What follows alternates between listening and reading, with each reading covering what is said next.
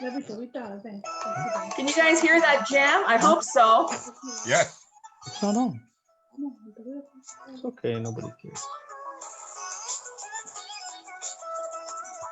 How are you guys doing? I want to see if we can can you guys see the page? I hope so. We were waiting for you to officially go live so that I can actually share it. I think we're officially live. Holy crap. 10 minutes trying to get Zoom to work. There we are. How's everything? I'm going to share it on my page and then we're going to get started, okay? Okie dokie. All right, here we go. And let's hope, what do you call it? Zoom cooperates. I got to tell you, like, that was just the weirdest thing for the first 10 minutes. So apologies, you guys, but we are here. Okay, I just shared it to my page and off we go to the races. Share it to my page too. That way people can see. Oh yeah, let me share it to yours as well. Hold on. I shared now to my page too. I sent it to both of you guys, yes. No, I just did. We're ready to go. You guys good? We're good. Let's oh my God. Let's rock the boat. That was a workout and a half. Hey guys. Okay, welcome to our Tuesday evening space with Anything Goes to Business with my segment co-host Joseph Stetter, our special guest Barry Spilchuk. We are here for part 2. If you guys missed the first part a couple of weeks ago, oh my God, it was so good. What a great episode. We're here to continue the conversation tonight. We can't start the segment without thanking all of our loyal viewers and supporters. Thank you guys so very much. Always feeling the love every single week. Of course, Frequency 5 FM and Maria and Joseph and all the fantastic people. I hope you guys are doing well. Let us know who's on. Let us know if you've got any questions, if you've got any comments. We're here. I do want to do a quick recap. So the last segment where we had Barry and Joe, we talked about some very expensive life lessons. The first one where Joe went into business with a colleague, and he lost about $300,000 in that particular deal. Barry came on and was very open about an experience that cost him almost $500,000. And you guys got to remember, this was several years ago, and that was a lot of money now, and certainly a lot of money back then. And it was a really, really good conversation around the lessons learned, why we do the things we do, the decisions, what we get out of this, and then how we move it forward. So tonight on part 2, I want to have a discussion about one of my favorite subjects, which is trust. And when I promoted this, I said, when is too much trust in people not a good business strategy? And if you think about it, too much trust sometimes with people is not a good strategy in life, right? So I want to talk about that tonight because we have to work with people. We want to collaborate and partner, and we want to leverage people and the networking. But where do we draw the line, and how careful do we have to be when going into business? How do you navigate that? When do you put the brakes? What are some of the signs that things aren't maybe going the way that you want? And how do you navigate this? Because David Copperfield, the famous illusionist, I remember reading once that not everybody on his team, whether he had 10 people or 100, everybody knew a bit of his act, but nobody knew all of his act. Right? And that's a pretty smart thing. So Joe and Barry, welcome to this evening. Barry, why don't we start with you? How are things going? And what do you want to say about the subject just to start things off? Well, things are fantastic. I know one of the big things on trust is you got to be able to trust yourself. And I think that's why a lot of times I know in the past have been afraid to launch something, because if I trust, am I going to be able to deliver? Or is everybody else going to be able to deliver? And it always comes down to trusting yourself, and also being able, and I'm going to invoke the F word that we used last month. Okay. You got to be able to forgive yourself if you make a mistake, because if we just decide, you know what, I'm not trusting anybody anymore on anything, then you're going to stay in your closet for the rest of your life. Okay. Right. So you've got to be willing to just dangle the bait a little bit. And again, Harv Ecker's famous comment of Maya Angelou, when people show you who they are, believe them. Okay, even in the tiniest little things, the tiniest of things, if they're gonna screw up on, just like, for instance, I had some business partners once, and they went and bought some new computers. And when I came over to their house for a meeting, they said, "Oh, we just got these new computers, and we just a friend of ours has this MS Microsoft software. We're going to load it on." And I said, "Oh, did we pay for that?" "Oh, no, no, no. He's just got a copy." And I went, they said, "Do you want it on your computer?" And I went, "No." They, "Well, why not? Everybody does it."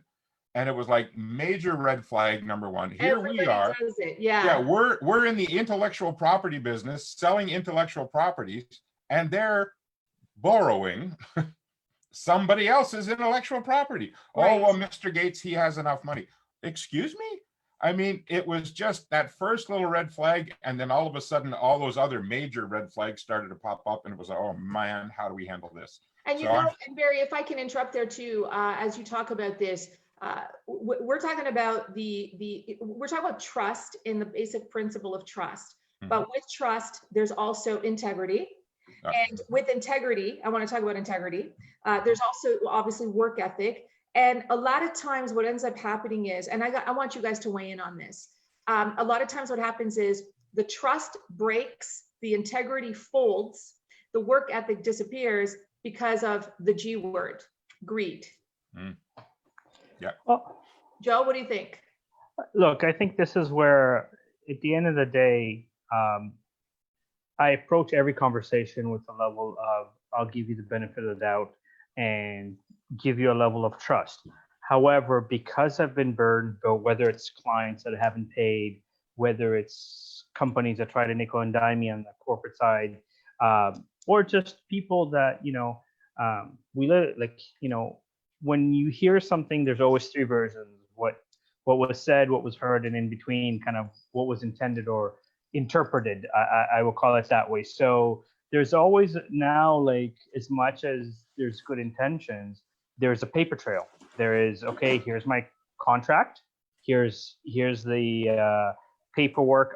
Like, even if it's like we just had this conversation, let's have a quick email to kind of confirm what was discussed, so that there's less of a he said, she said down the road, and there's less of a surprise. And, part of learning from my mistakes is to be more diligent, more organized, and more specific in follow up in conversation, because then there's something that says, okay, here's what it is. Versus, you know what, we had a conversation a year ago, you promised this, it never happened, or anything like that, and kind of be blindsided. And it's also a matter of protecting your intellectual property and making sure that people are aware of that.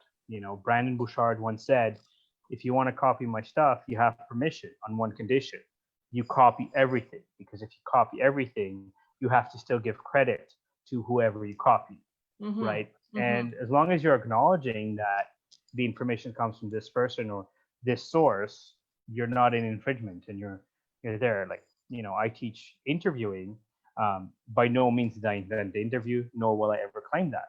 But even in my books, I say I went to these websites to kind of research which questions to put in my book, because it's interview questions. It's not something that's copyrighted from a perspective of copyright, because it exists throughout the internet on various sources. Right. But I cited all the sources I went to, so that there's a level of, here you go, this is where the information was amassed, and I'm giving credit to it throughout.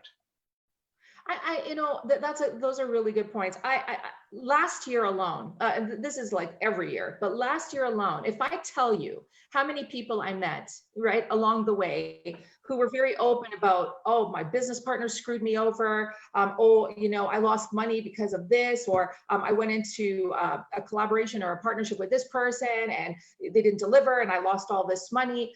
I'm really interested around the dynamics around behaviors, the associative behaviors. What makes people do these kinds of things, do you think, right? Like, Barry, in your case with the guy, I mean, we could probably write a book on it. You probably have, but what kind of behaviors and why do people do what they do? Is it out of desperation? Is it because they don't know any better? Is it because they're ill prepared? Is it because they're not well versed? I mean, we can try and make excuses, but sometimes it's just downright cutthroat and they know exactly what they're doing. What are your thoughts on that? Well, you just listed off 5 questions, and the answer to each one of those questions is yes. Okay, but in real simple terms is it comes down to ego. Okay. Ego, yeah. Ego, and then, and to me, ego spells edging God out. Okay. Again, I come from a Christian side, but that means edging God out, but allowing greed in. You used the word greed 5 minutes ago, and it's greed, and it's the ego. People don't want to look stupid. They want to look smart. They want to, and again, it's why I hesitated to press the button on a few of my programs, because, oh gosh, I don't want to look stupid. What if it's not perfect? Oh my God. So if I have to understand myself, and if I'm afraid to do that, then I got to look at the people I'm in business with and say, I wonder where they think they're not perfect, and allow them a little bit of flexibility to say, hey, I see where they're coming from. They just wanted a good deal for their family too. Where it really irks me is when it's an outright lie. And you Yes. talked about integrity a while ago. To me, Yes. integrity is like virginity. Once you give it up, you don't get it back. Okay. And That's it's very like, true. and it's like, now you can apologize. If it's an honest mistake, you can apologize, you can move on, and both people have to trust each other to move forward. And it'll be baby steps before the big thing is proven. But so we've all made mistakes. I've made them in business. I've made them with my partners. I've made them with my investors, but I always tell the truth and say, look, I screwed this one up. I remember when last week we talked about the big infomercial thing, when I was doing the infomercial for Let's Talk About Relationships and Let's Talk About Money. And after we lost that basically $500,000, the company was basically dead. We had $15,000 left that I'd gotten from the lawyer, and it was essentially over. And I had to sit down and write 2 letters to my investors and my friends. The first letter was on letterhead that said, I'm so sorry, this is the official document to let you know that the company is going to close its doors because we just couldn't do it. Mhm. Then I wrote a personal letter behind it, and I included it in the documents. And it was a personal letter saying, you know what, at some level, I screwed up. Okay, you have trusted me with your money, and I have to take full responsibility for this. I was the guy who trusted the guy who screwed us. And even though when he screwed us, I trusted him for more. Like, I could have backed out when after the first $66,000 payment was made, but I didn't, because I wanted to protect my ego.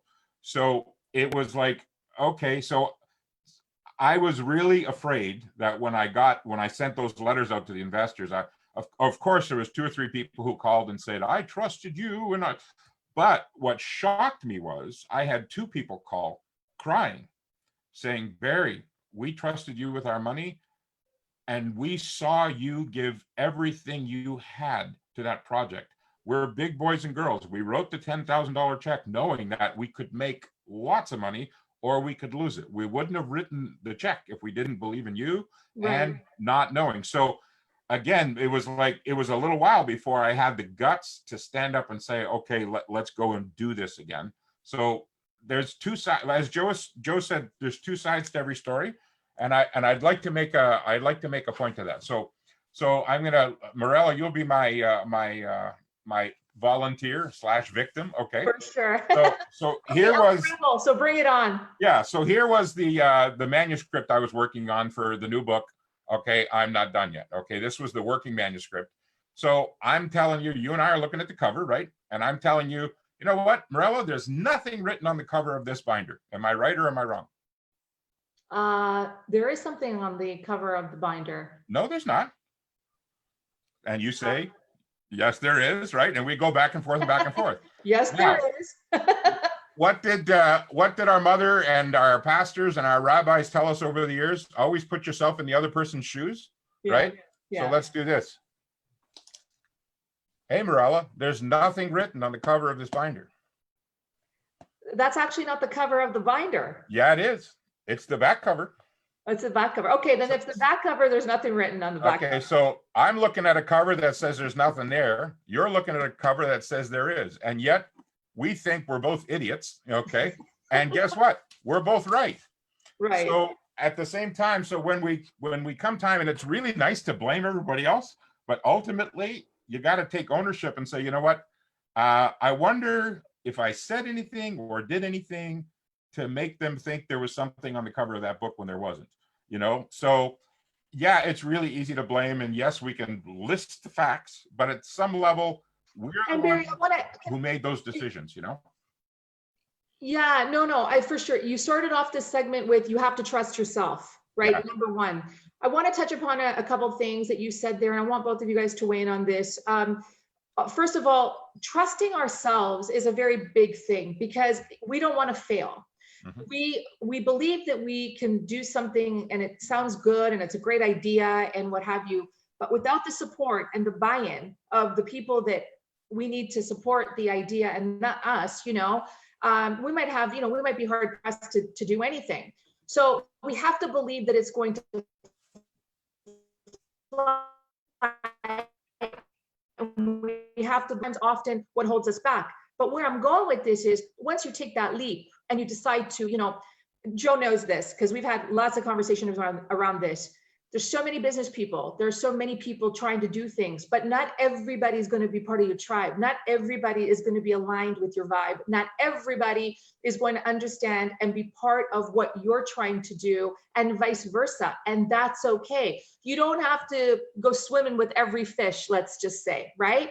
What ends up happening is that your brand can become compromised. And when you spend so much time building your brand, and when it becomes compromised, so Barry, in your case, even though the guy screwed you and ultimately your investors, it ultimately made you look bad. And I'm sure in some way crippled your brand and your brand identity. So my question to you is, you know the whole saying, it takes a lifetime to earn trust and a second to break it, right? Right. Mhm. What did you do? And Joe, this question for you as well, when you lost the clients and the deals went bad and the business went bad, what did you guys have to do to go, okay, I got to roll up my sleeves here. I got to fix this. I got to rebuild my brand. But more importantly, I got to rebuild my reputation, which is associated with integrity, right? Again, the fastest way to restore your reputation and your integrity is to actually own something.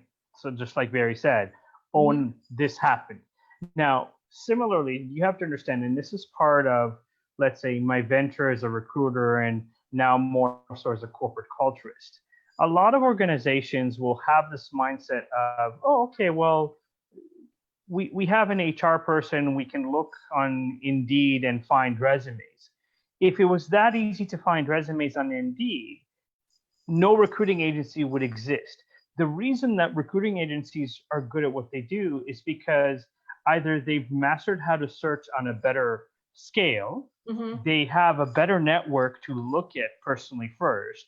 The way in which they screen out, they headhunt, which is something that I've kind of done as well. And they also ask more than just general questions. And I'll give an example, like most interviews start with, tell me about yourself. It is one of the most useless, loaded questions that exist because most people don't know what to say in that question. And they respond with, oh, you know, I love to travel. I love to read. Nobody cares because it has nothing to do with the job.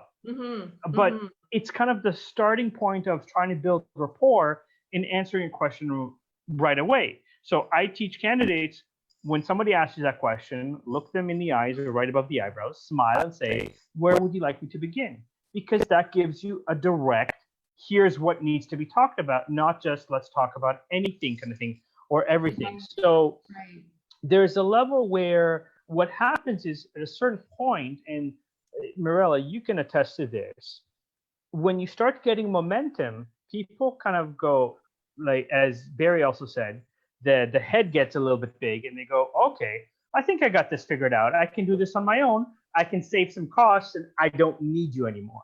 And then they're nickel and diming on things that they shouldn't be nickel and diming. You know, you want to save on what pens the office has? Great, save some money there. You want to save on the furniture, save on that. But when it comes to hiring the right people, if you're trying to cut corners and automate systems and have autoresponders, you're not really determining the value of someone, the fit of someone, the personality, because yeah, you can tell someone an idea and they can go, yeah, I think this is a good idea. And then as things go, they go, you know what, I think this is too much and this is like too big, for example. I think Right, you're right. there. But it's not in there. And so this is where it comes into like, listen, I always welcome opportunities, but doesn't mean that every opportunity that's presented to me, I'm jumping on it going, oh my God, yes, let's now invest in this opportunity, because that opportunity might be derailing me from my purpose and focus. And I've done that a few times in life where something shiny comes up and I'm like, ooh, this is shinier. Let's try this one. And Right, right. I end up getting burned because it's a And you know level what else of, too? And you know what else too happens, Joe? Thank you for that. What ends up happening too, and this is a bit of a pitfall that I think people need to be careful of. Okay, I learned this a long time ago. Is that just because, and you guys see all the memes and the quotes and the photos and the graphics and all this, just because everybody's going one way doesn't mean it's the right way to be going. Right. But everybody seems to, oh, that's seems to be a popular direction or a popular thing, or, but it doesn't mean that it's worthy or tangible or it's going to work, So what ends up happening is you've got, instead of one person being burned, you're going to have hundreds of people being burned. But at the same time, the collateral damage, is there. But by that point, the person or persons have already taken off with people's money. And that's why sometimes I say, just be careful with the gimmicks, because things are so gimmicky and there's nothing to back it up. It's whether it's in business and life, it doesn't matter. You have to have substance, right? So in the case of going back to Barry, and Joe, I want you to answer this as well. Barry, when you went through that situation with the infomercial dude, and you lost a lot of money, of course, and I know you were probably beating yourself up, and nobody's going to be able to beat you up harder than you, beating yourself up, right? When you continued on your business path, and you've been doing a few projects, and you've done great things and everything, what did you learn from that helped you to navigate, to be careful, and really understand those red flags for it not to happen again moving forward? I learned so much, and yet I didn't learn enough. Right. because I still went into my next thing, and because part of the challenge for me was this actually, ironically, this is where Joseph and I met. We met at a place called IBI, Income Builders International. It's now CEO Space. Anyway, I was the lead instructor there after Jack Canfield and Mark Victor Hans retired. Bernie Dorman was the founder, but he counted on me to be his lead guy. So here I was teaching, if there was an instructor who got to teach 1 2-hour lesson, and if they were really good, they got to teach 2 over the 7 days. I was blessed. I was able to teach 1 a day. So that gave me a bit of a high profile. But at the same time, it was like, okay, we trust this guy. And that's where some of my investors came from. They say, oh, Barry, we believe in your marriage program. And yes, we want to save 1 million marriages with you. And here I was, some of them were my investors. And I had to go back down the next month and teach and stand in front of them again and say, okay, guys, here's what we're doing next. And so there's nothing like, and again, this is so simple, and yet people forget it. There's nothing like telling the truth. Right. Nothing. That's exactly right. And so as you're going through, here we are after, 15 or 20 years, it's like you said, you learn so much, but you're always, still learning. I have to believe that once you get burned like that, your antennas are up, right? Your antennas are up. Yes. And my issue is that, look. Not exactly, because you got to understand. I always say this. I love people. Sorry, go ahead, Joe.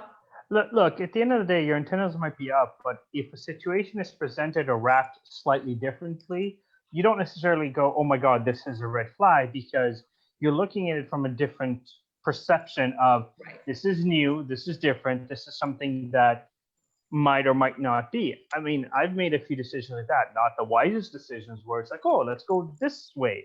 And again, if someone is very charming, someone's very engaging, someone knows how to kind of present something, most of us don't go home, let's say, and spend a few hours Googling them and searching who they are, kind of trying to connect with people that know them and ask those questions. So Right. the only thing that you have is your initial kind of gut. And if something feels right, you kind of go, okay, look, at the moment I see this, it looks like it's good, it looks like it's promising.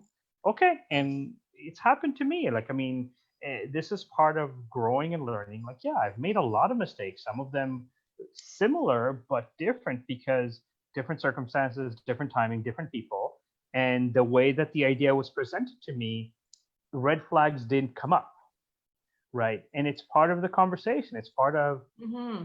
who or what or where. You know, we all have, I'll call it quirks. We all have traumas from childhood that we deal with in a different way, or even traumas from adulthood. And whether or not we accept them as matter of fact, or we go, okay, what have I learned from this and how can I grow? That idea or that concept is focused on right there. But then afterwards, there's a level of, okay, now that I'm kind of resetting, this is what I want to manifest, or this is what I want to attract. And people come your way, whether or not everybody's a fit or every opportunity is the right opportunity. Again, that depends on kind of where you're at, the type of listening, the type of who else is involved in the community. There's a lot of variables. There's a lot of variables. Barry, you wanted to say something? Yeah, I want to just tag on to what Joseph just talked about. And again, it's about taking responsibility. And we've all heard of this, the famous philosopher Emerson, and he had a quote. He said, "Of what use to make heroic vows of amendment if the same old lawbreaker is going to keep doing the task?" And so when Joseph said that, I tapped into, you know what? I took this course. I paid $2,000 for it. Okay, but it'll be, oh, well, that one didn't work. Let me go do this next course and I'll pay another $2,000. So we've got all these self-esteem programs that we've got, okay? And our bookshelves are very smart, but we still haven't learned. And in my case, you know, oh, well, you know what if I paid $10,000 to belong to that one? That would be the difference maker, you know, but it's not the difference maker. No, It's the not. same old No, lawbreaker not pressing the button when it's time to press go. So yeah. Again, as much as trust is, as we talked about right from the outset, yes, we have to trust other people.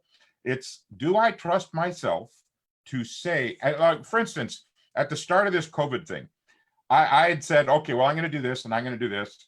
And in the first 3 days, I hadn't done it. So what I did instead was I went to my Facebook community and I said, hey guys, whether you want it or not, I know you know that I'm studying to be a pastor and everything. I said, but I'm going to do 34 sermons over the next 34 days. And I'm going to put them live and I'm going to put them ready to go. And here we go. And I'm going to do them. And fine, if you don't want to tune in, that's okay. Guess what?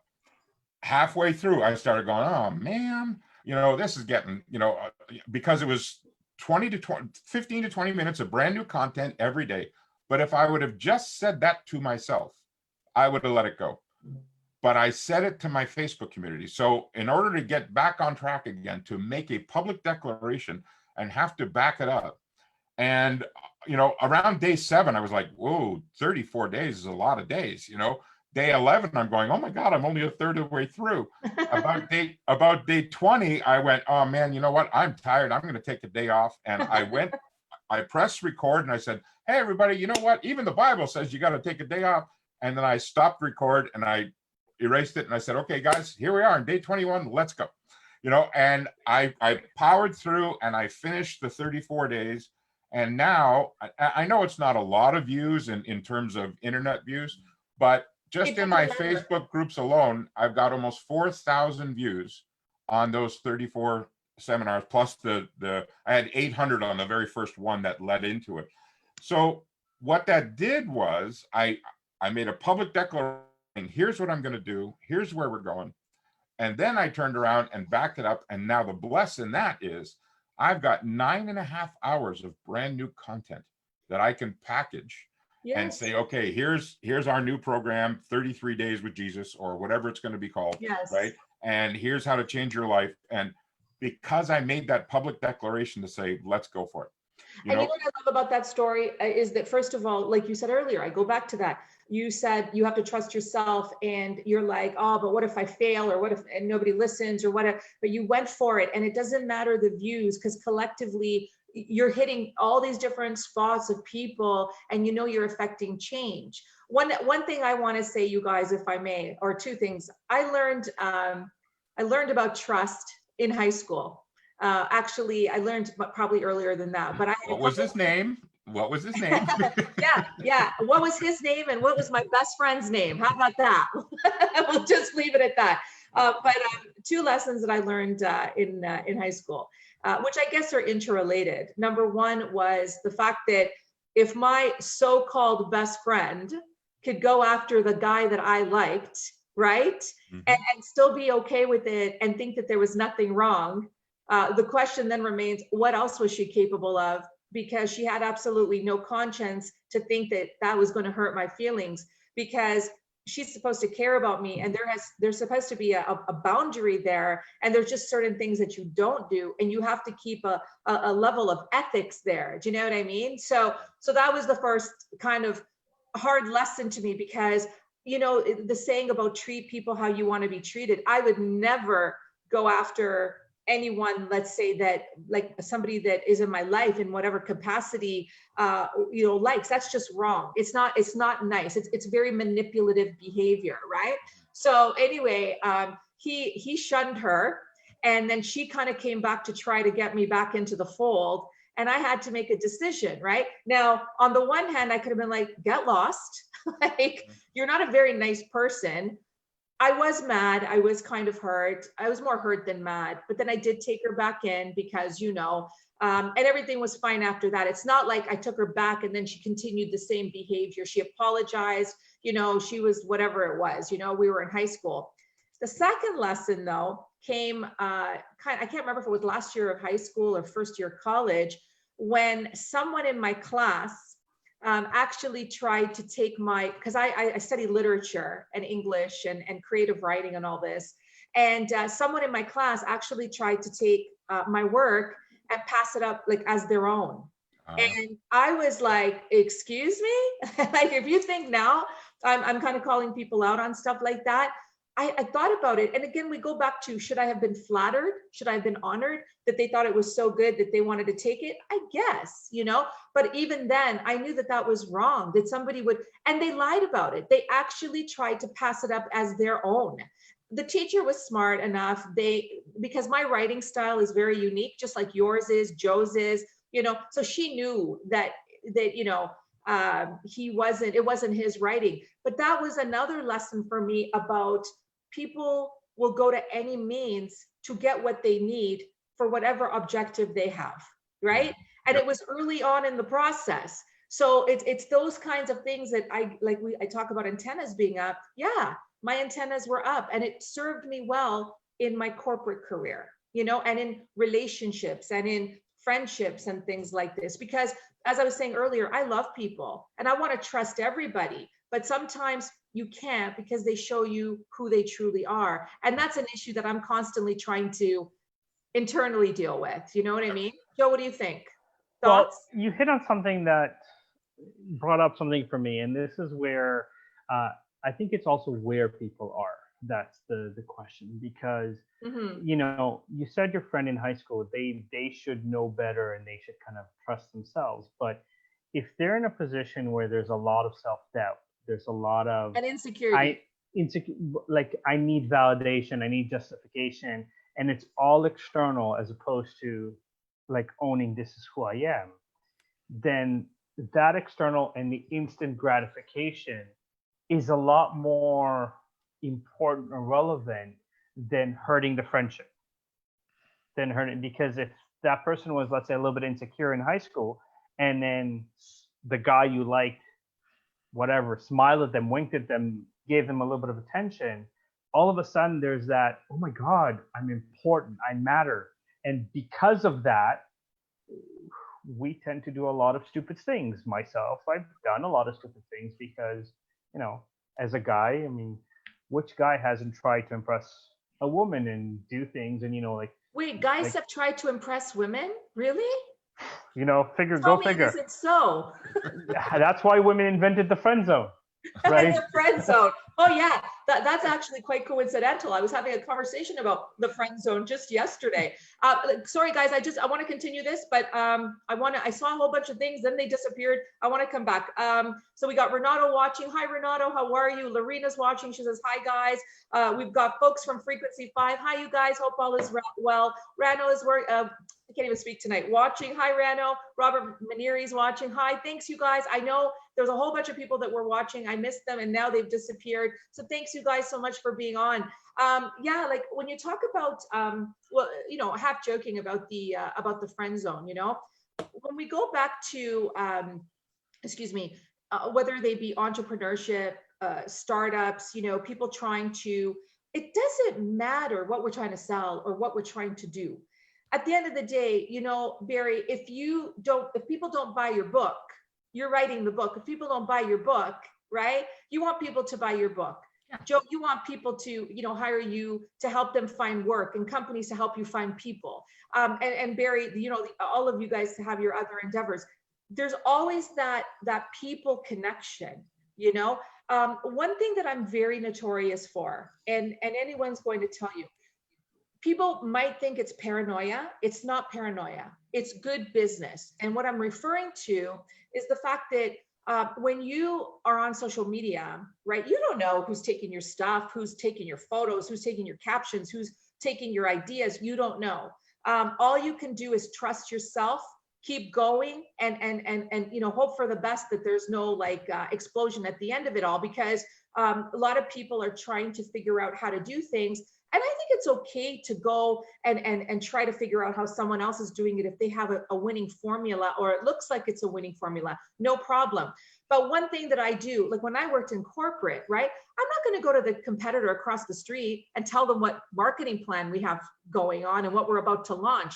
I would never do that. So I used to tell people internally that this is what we're doing, this is what we're launching. But you know what? I used to say, nobody share this with anybody. It's only on an as needed basis. And they used to look at me and go, they work with us. Yeah, they work with us, but they also have friends who work at the competition. Do you see what I'm trying to say? So it's not that I didn't trust them. Sometimes people talk innocently, right? Oh, Barry's about to launch a series of books on this incredible topic that no one's ever covered.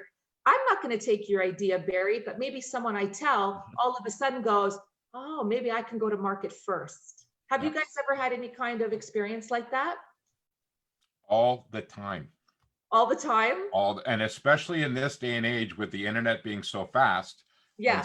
And some people having an audience that is so loyal and so big.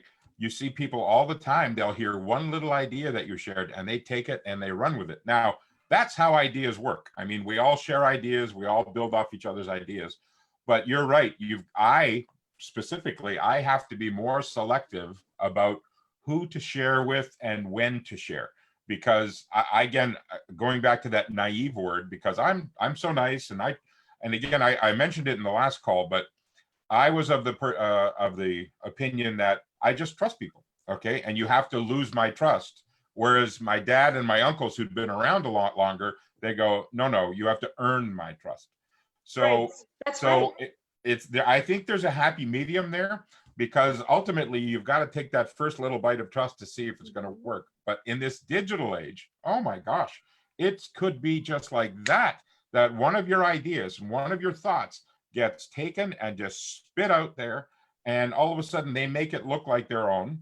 And again, we all do it. I mean, like everything I've learned, that quote I gave you 5 minutes ago about Emerson, right? Okay. Okay. Now that was by Emerson, but I heard that quote 30 years ago from Bob Proctor.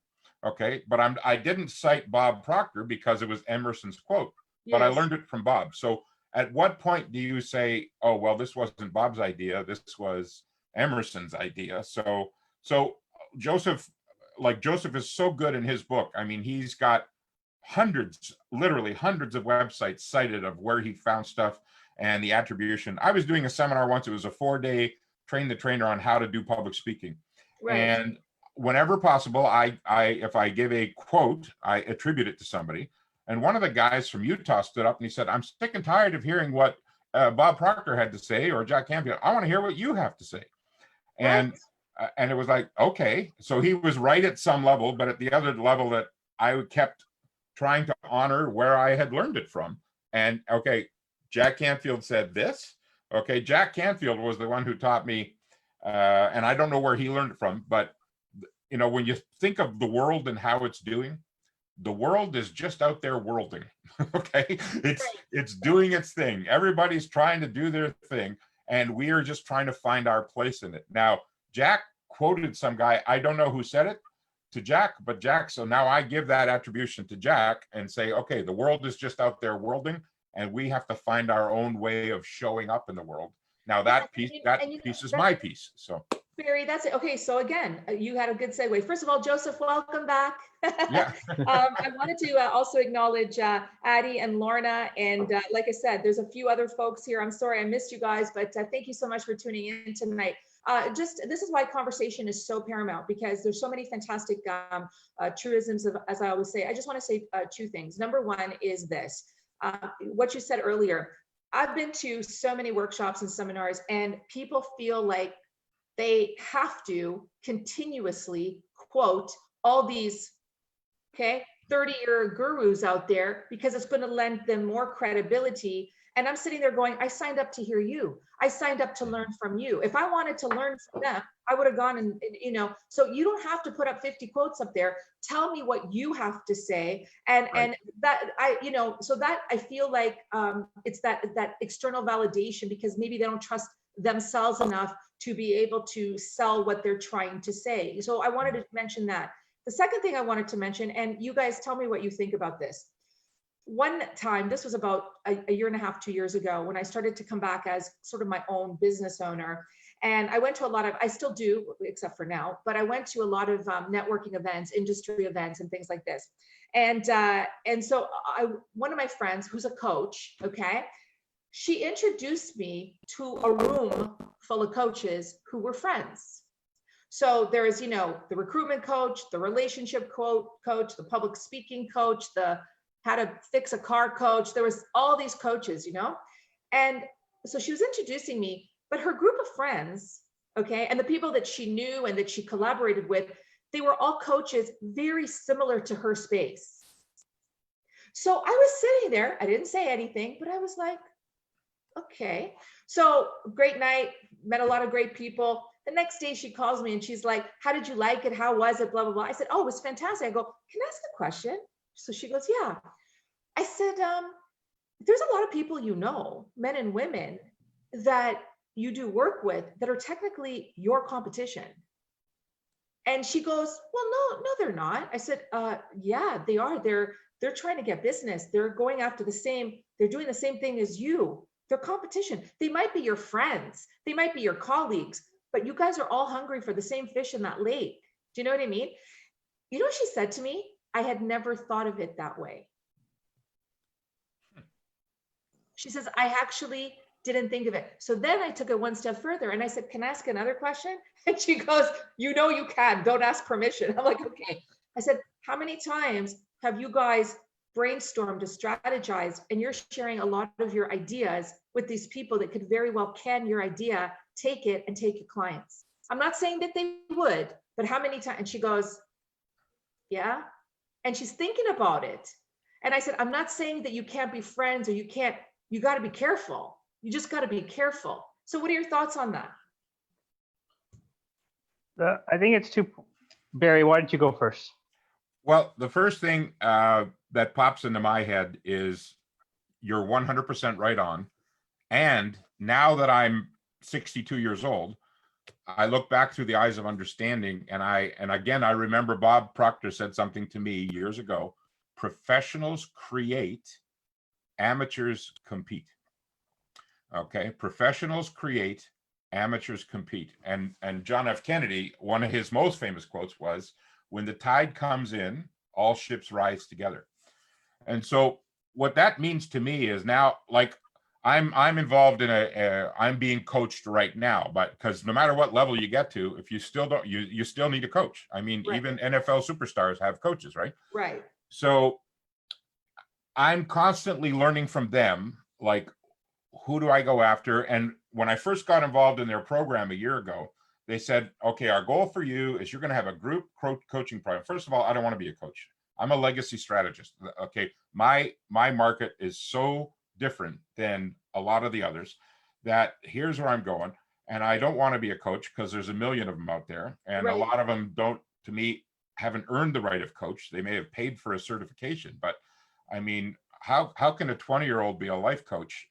You know, if it's this area of life on how to be an influencer, awesome. But if it's on how to bounce back after you've been through a bankruptcy and a couple of cancers and a marital scare, it's like, yeah, okay, so everybody has their own expertise. Right. So there's no problem there. But so now when they're first, a year ago, when they said, well, our ultimate goal for you is that you have a group coaching program and and that's it. And I went totally the other way. I said, that's not what I want at all. Right. So my, I don't know what, I don't want to say advice. What I invite your listeners and your viewers to consider is figure out exactly who you want to be, how you want to show up, how do you want to celebrate your God in the marketplace, and work backwards from there. See, ultimately for me is I attended a women's networking session. I thought it was for everybody, but it was women, and there were 170 people, 7 guys. And of course, 5 guys sit at the same table, and I got up and I said, guys, I love you, but I'm not sitting with all the guys. I'm sorry. So I went and sat, at a table of women, and there was 8 of us, okay? And I decided to go last, and they were all sharing, here's who I am, here's what I do. And and this was about 2 years ago, and it was the first time I said out loud, when it came time to, Barry, what do you do? I said, I help affluent people figure out what they're going to do with the rest of their lives. And one lady at the table went, that's a thing? That's a thing. And if it isn't, it should be. And I said, yes. And another lady turned to me and said, here's my card. Right. So I know just by saying it that way, A, there's going to be people who judge me. B, there's going to be people who don't fit. Okay, that's because by saying I help affluent people figure out what they're going to do with the rest of their lives. Okay. And then, but C, it allowed me to just go, wow, this is who I am. And this is how I want to show up. Yes. I mean, and again, being 62, I'm on the back 9 of life, using a golfer's analogy. So why not live it the way I want to live it and just say, you know what, this is how I want to show up. And I'm not going to say for the rest of my life. I'll just say for this phase of my life. And so, and if I can help, if somebody comes along and says, Barry, I need some life coaching and career advice. First of all, I don't want to do that anymore. I'll send them to Joseph. I'll send them to you, Merle. Why? Because that's not how I want to play anymore. And Barry, sorry, I just want to be cognizant of time, but we're still good. And thank you so much for that. I want to say one thing. So what ended up happening last night, first of all, shout out to Mark Schmidt, who he does a podcast called Mark My Words, and he had me on his podcast, and we talked a lot about business lessons and life lessons and the ongoing chase of the eternal corporate dream, but you lose your creativity as a result of it.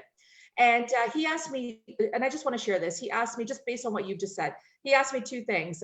Number one, he asked me, he goes, you're a coach, you're a consultant, but you're all these things. Would you say that? You know what I said? I go, I'm not going to call myself a coach, nor am I going to call myself a consultant. Yes, I'm a strategist, I'm a this, whatever, but I don't want to call myself those things. And so he says, what would you say you are? And I said, I'm an advocate. So I said, I use the word advocate because an advocate will always push the limits for greater good, will always want to teach you, educate you, make you better, help you develop, help you, you know what I'm saying? So that's what I said. And he was like, I like that. But that's because of where I've been. So you can determine, I want you to tell me what you think I am, because I show up every single day. And the second thing I want to say, and this is very, very important. He asked me, what advice would I give to people who are just trying to show up, starting, don't know how to, what to. You know what I said? I said, just decide what you stand for. That's what I said. you need to decide what you stand for. Joe, thoughts? 100% agree. Look, at the end of the day, I branded myself and help as a corporate culturist, and the same reaction that Barry gets, like, what's a corporate culturist? Because it's not a common term. But there's a level where, because I understand things on a perspective of not just the interview, but understanding corporate culture, because I've gone through it, I've lived through it, I've experienced it. I own my niche, right? And there's a level where, you know, a lot of coaches, when they're starting out, the reason that they're quoting and the reason that they do is because they haven't figured out what their messaging is. They haven't figured out what their branding is. They haven't figured out what direction they want. And there's a level where, again, I don't dismiss anybody's experience to say, let me share my experience with you. In fact, I highly encourage it. But in the same respect, if someone says, okay, let's say someone says, I've had body image issues and here's what I've done to overcome. Here's how I ate, here's how I exercised, here's the affirmations or the meditation that I did, and it helped me a lot. And that's what you're saying, and you own that. And people go, hey, I've never done affirmations, I've never done meditations. Okay, let me ask you some questions and hire you as my coach. More power.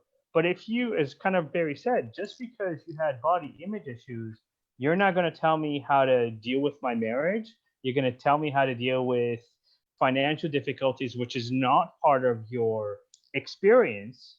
That's where, to me, I draw the line and go, look,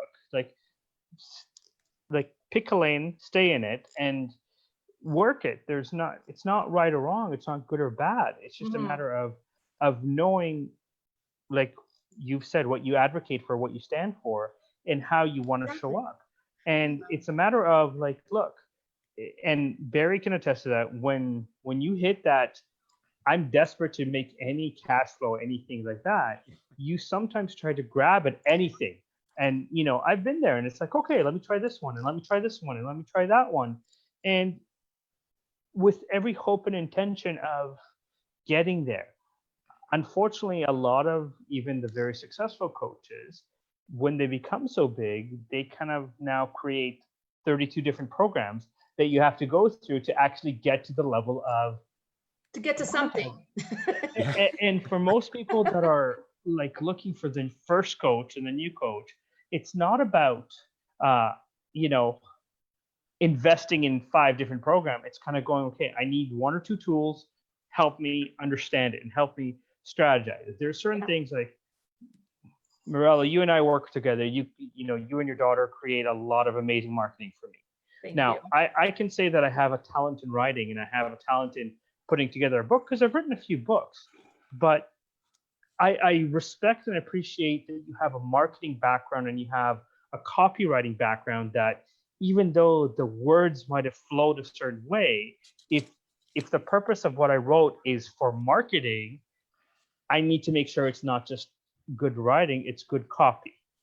And so there's a level where, yes, I can read Russell Brunson's book on copywriting and things like that. But unless I've done it for a few years, unless I've tested out different things that I know these are the results that were produced, I can't call myself a copywriter. Can I edit your English? Can I kind of give you some tips on perhaps the style of communication, perhaps wording, perhaps how to share an example? Absolutely. Yes. Right. So like I was doing a program right now, and somebody in the program reached out and asked, they were kind of lost. And she told me a little bit of her backstory. She's a yoga instructor. She's this. And I kind of went, this sounds extremely generic. Sounds like, you know, okay, yoga, you know, it's the greatest thing. And it's like, but why? And when I started asking her the why, and she told me she went through a nasty divorce, like, you know, got married in high, like very young, was divorced by 26. This is what happened to her when she hit rock bottom. And I said to her, where in the book that you wrote is that story? And she went, it's not there. I go, yeah, that, if you want me to hire you as the yoga instructor that can help me kind of deal with my injuries, that help me this, I need to hear that story. Because And Joe, sorry, the reality is this. I'm just trying to be cognizant of time, but thank you for that, because the reality is this. Look, everyone wants to succeed. Everyone wants that validation. Let's all be honest here, but the validation needs to come from within. The support will be there. We need to be true to ourselves. We need to know what what we stand for. And look, there's going to always be the piranha, no matter what, where, what, who, where, there's always going to be. And I wish there wasn't, but I believe, Barry, you've learned a lot because of them. Joe, you've learned a lot because of them. I sure as heck have learned a lot. I always believe that taking the route of who we truly are and being good people and doing what we're doing will always, pay off dividends. The issue remains this. Sometimes what ends up happening is that, like Barry and both Joe and Barry, in your cases, after your experiences, it could have closed you off. It could have made you very desensitized and hardened you to the fact that I'm going to think about myself. I'm going to be just about myself. I'm going to be selfish. I don't care. But what you guys did was the opposite. You guys are still very caring. You guys still put out a lot of effort and help for other people. And I believe, that is the way to go, because people will know that you made mistakes, but they were not manipulative. They were not, you didn't set out to try and hurt anybody. The real criminals are out there. You see what I'm saying? And so what ends up happening is, it's like, Joe, we always talk about the dating analogy, right? Just because there's a few bad dates out there doesn't mean that they're all going to, well, generally speaking, they're not all going to be bad, but you have enough experiences that you're just going, put your hands up and go, oh God, like, give me something fresh, give me something new. So when an honest person, a caring heart-centered business person comes along, that's pretty refreshing, I have to say. Go ahead, Barry. Yeah, I just want to sort of tie this right back into where we started on trust. Yes, please. This is a perfect segue for our rapid round of final thoughts. Go ahead. Yeah, we've all heard of mastermind groups, and as my intellectual brains and my heart got smarter and my bank book got a little bit bigger, I started belonging to bigger, higher level mastermind groups. And a friend of mine is currently in a $25,000 a year mastermind group. So at that level, she said, I never got that high. The biggest I ever paid was 15 to get into a mastermind group. But at her level, 25, she came and told us this story the other day, and I was floored. She said, we got in there and one of the guys got up sharing who he was and how he shows up in the world. And he's one of these master manipulators on the internet, right? And his quote was, I love slow learners with deep pockets. I love slow learners with deep pockets. That's his tagline? No. That was his admission to the rest of the mastermind group, okay? Wow. And he was trying to be funny, but he was basically, and my friend just about fell out of her chair. She said, that's not how we show up in the world. That's being an ass. Yeah, well, that's okay. Well, and again, it goes into the ascension model of, here's my free book, here's my $49, home study kit, there's my $197 weekend, come to my $5,000 intensive, now come to my $25,000 mastermind. Right. And when that's over, it's private coaching for a year for $100,000. Okay. Right. And yet some people, just because if they're getting the results, go for it. Okay. But B, if you just want to do it to satisfy your ego and you want proximity and access to the big guy or the big girl who's writing the check, then you're doing it for all the wrong reasons. But if you've got that kind of money to waste, who am I to judge? But at the same time, I just want all of our listeners to be aware of all these people on the internet who claim to be so fantastic. Yes. Some of them have that attitude of, I'm looking for slow learners with deep pockets. And can I also say a public service announcement? It's because of those people that the legitimate, real experts that can help you are getting, sort of not the bad end of the deal, but are not getting the opportunities because people are feeling jaded and they have lack of trust because they've been burned, going back to the whole too much trust. And then the people that you should trust, You don't because people are jaded. You know what I mean? All right, let's do final thoughts, you guys. Joe, let's start with you. I think that, again, there's a level where the reason that I keep trusting and caring about people is because it's at the core who I am. Regardless of how much happens and is thrown to me at life, my intrinsic value is I want to love people. I love myself. I want to love people. I want everybody to be successful. So there's a level where, like, yes, I've made a lot of mistakes and I take ownership of that. Now there's a paper trail for everything. There's a level of, here's the conversation so that there is less miscommunication and less issues. And at the end of the day, listen, I'm a firm believer in karma. I'm a firm believer in, you know, whatever you put out, you'll receive tenfold back.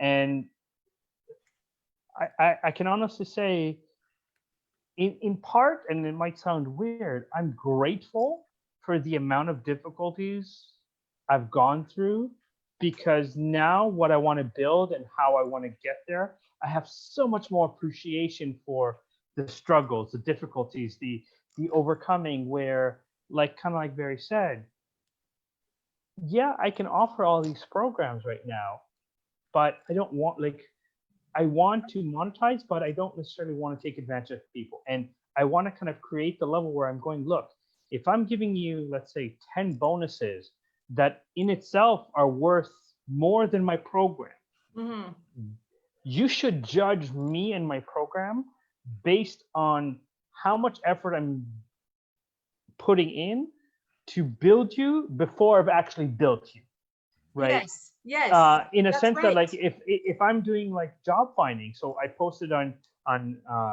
with you, and I posted on several Facebook groups, you know, here's free resources to help you find a part-time job. Here's free resources for this. So that there's a level where I'm going, if I'm spending that much time to give you all the free stuff before I've even gone into the content of my real program, just imagine the value of the program, because I genuinely care about making sure that you succeed. And if I didn't care, as Barry said, the model would be, okay, here's my $7 giveaway, here's the $49, here's the And for 100 grand, I'll call you twice a year. Sign up now.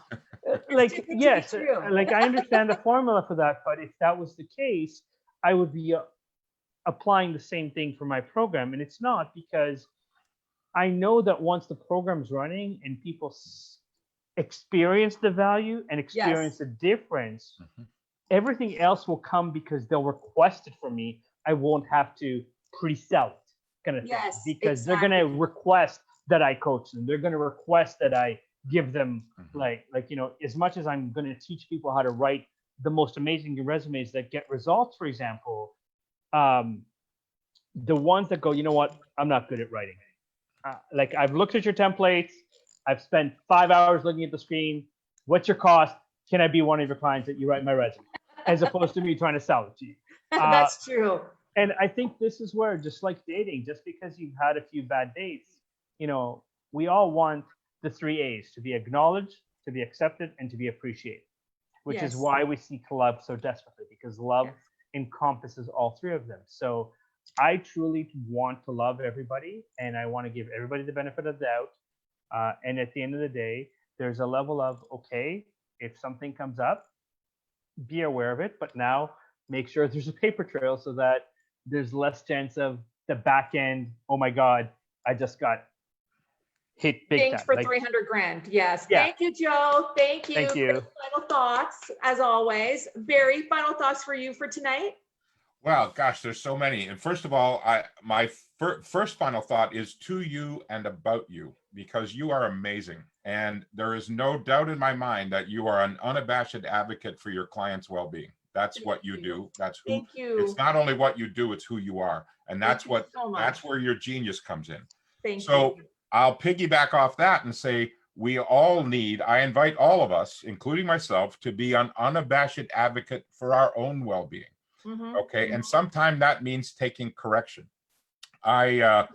Really long story, I'll make it short. I was working for a publishing company, And because of my speaking ability, and I've spoken all over the world, and I represented Canada and closed the World Volunteer Conference, and it was like, they said, wow, I mean, come and speak for us. And they wanted me to go out and do these 3-day seminars on how to become a published author. And A, you could do it yourself, or B, you could do it for us. And it was a $40,000 ticket. Now, I was their highest rated speaker in terms of retention, but I was their worst speaker in terms of sales, because when it came down to asking for the $40,000, I just went, you know what? I've self-published so many books. I know it doesn't cost that kind of money. This is crazy. So, Right. Okay, after 10 of those sessions all over North America, okay, I'd only sold 10 of them. And again, if it wasn't for my team, I wouldn't have sold any of them, right? But so that's not so bad. But, selling 10, I mean, it costs $30,000 to put on one of those events, right? So Yes. they came to me, and this is where the trust comes in. They were above me. They were the ones signing my paycheck. And they said, look, you're a very good speaker. Everybody responds to you. Thank you so much. However, then However, which is another word for but they didn't want to use but. It's a fancy and more expensive word for but. They said, we firmly believe that you're on the right bus. You're on this right bus with us, but you're in the wrong seat. And I went, so they said, here's what we're going to do. Because of people's response to you, and because of your chicken soup for the soul background and this and that, and you've written all these books, we're going to try you out as our author liaison. We're going to say, every time we sell one of these $40,000 programs, we're going to give them to you first. And we want you to ask those authors 3 questions and build out their brand. Well, it didn't take long, but the 3 questions became 10 questions and ultimately became 33 questions. Oh, wow. And I found a home with them for 3 years. 180 authors I took right from here's the idea that's in my heart. Now here's how we're going to celebrate in the marketplace. Yes, yes. And when I got to that point of where I started asking the author, usually it was around question 24, 25, or 26, where the authors started to cry and they knew, oh my God, this is who I am and this is what I'm doing. I knew we had them. And then so my time with that publishing company ended up ending, and they're an awesome company. But now I'm doing my own thing. But sometimes people say, can you help me with a book? Yes, that's not what I do anymore. But yes, if you're going to pay me, I'll help you. But I'm not going to help you unless I'm in love with the book. So I firmly believe, and I said this at the end of our last call, if it's not my genius, it's not my job. Okay. And genius stands for, and again, this is a long story about genius, and I'll put it two ways. GENIUS. God expressing new ideas using self, or if you're not a God person, greatness expressing new ideas using self. You're in your genius where when you're talking about something and all of a sudden things just flow through you. They just like, oh my, where'd that come from? Yes, and it was yes. like, oh, and again, it comes from God. I call it Gmail, God mail or gut mail, depending, right? So you're in your genius when the Gmail just starts to flow and somebody says something and you're just going, oh, wow, this is it, and it was like, oh, wow. So I encourage everybody to be, the first trust that you have to have is with yourself, and Yes. trust yourself to say, yes, this is my genius and this is how I want to show up in the world. And then trust yourself to go and do it. And if you don't trust yourself to go and do it, get an accountability partner who's going to hold your hand and say, okay, you said you would do this. Even if your accountability partner is Facebook, like I did with those 34 sermons in 34 days. That's right. Because I wasn't going to embarrass myself. And even though it was a little bit grueling, all of a sudden now I got 9.5 hours worth of content that I can repackage and repurpose, and ta-da. So I encourage all of you to stand up and say, this is who I am, and this is how I want to show up in the world. That's awesome. Good job, Barry. Thank you. Thank you. Guys, my final thoughts. First of all, thank you guys, everybody, for tuning in. I will get to the comments. Thank you guys so much. Really appreciate the love. Barry, thank you so much for coming back. Who knows? We might see you back on Anything Goes to Business, because anything goes. I'd love to. Thank you. Joseph Stetter, always a pleasure. Thank you. Recruitment and career coach. And both of them can be found on Facebook. And actually, Joseph can be found on Facebook, LinkedIn, and Instagram. Barry can be found on Facebook. I don't even know if you have Instagram, and you do have LinkedIn though, correct? I do have LinkedIn. I don't know what Instagram is. Hey, listen, I I'm can old. help you with that. Let's talk. But thanks you guys so much. I want to do some housekeeping items as usual. Tomorrow night back at Anything Goes to Business, we've got Mike Popovich. We're going to be talking about breakdowns and breakthroughs and the road to healing when coping is not enough. And 8:30 Eastern Standard on Facebook Live. Thursday night, join Julia and I for our usual Thursday night, and we have a wild card. You do not want to miss this episode and our special guest. And then next week, we're back with Mike, we're back with Kim Bassler, and we're back with our resident psychotherapist, Victoria Lorient Fabish. And of course, we've got something cooking up for the summer series, and anything goes depending on where we're going to be, but it's going to be very interesting. So guys, thank you always so much for the love. My final thoughts are this, okay? At the end of the day, if you don't know where to start, just start. Trust in yourself that you can do it. And if you've got an idea, don't, lose faith in it, because you'll end up potentially regretting it. And so many people will say, I don't know when to start. I don't know when to start. Today is a pretty good day. Just get out there, start, try things. You can always tweak, you can always revise, but if you don't do anything, nothing is going to move. And also the other thing I want to mention is, yes, we all need to trust. We all need to have a level of trust with the people that we want to work with, and this and that. You don't have to, be super paranoid that you can't trust anybody, but at the same time, buyer beware. Be very careful who you align with. Make sure they have the same basic principles as you. Find out what their objectives are. Do your due diligence. And listen, that's not going to stop people from maybe turning on you or being a little shady or deciding that, oh, now they've got it all, figured out and they don't need you anymore. Thank them. Thank yourself for being a good person, for helping, and move it forward. So those are my final thoughts, you guys. Thank you so much. Barry, Joseph, thank you. Have a great night, everybody. We'll see you back here tomorrow night, 8:30 p.m. Facebook Live. Thank you. Thank you. Stay safe. Bye.